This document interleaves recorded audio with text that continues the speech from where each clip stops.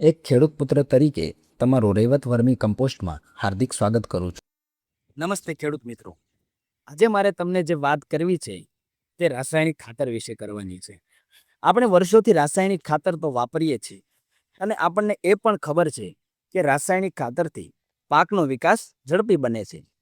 પરંતુ શું તમને એ ખબર છે કે ખરેખર રાસાયણિક ખાતરની આપણા જમીન પર શું અસર પડે છે? ચાલો આ વાત હું તમને એક ઉદાહરણથી સમજાવું.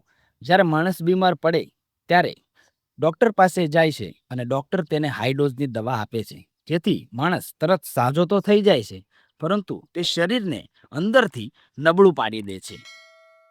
એ જ રીતે રાસાયણિક ખાતર આપણી કિંમતી જમીનને નિર્જીવ અને કડક બનાવી દે છે, જે સારી ઉપજ આપતી નથી.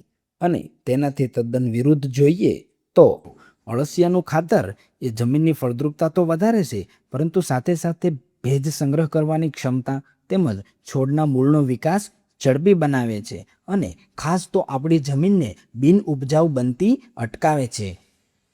તો મિત્રો, તમે પણ જાણો છો કે રાતોરાત કોઈ ફેરફાર શક્ય નથી. માટે તમે ખેતરના કોઈ પણ નાના ભાગમાં જેમ કે તમે શાકભાજી કરી હોય અથવા આવી આંબાવાડી હોય તો એ વિસ્તારમાં થોડું અળસિયાનું ખાતર વાપરી જુઓ, જેથી તમને પણ ફરક જોવા મળશે.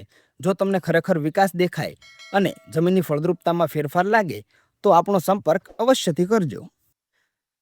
અને મિત્રો, ઘણા ખેડૂત ભાઈઓને એવું હોય છે કે ભાઈ અળસિયાનું ખાતર ખરેખર ઉમેરવું ક્યારે? તો એ તમે વાવણી પહેલાંના સમયમાં પણ ઉમેરી શકો અને જ્યારે તમારો મોલ અધવચ્ચે પહોંચ્યો હોય ત્યારે પણ બીજો ડોઝ આપી શકો છો.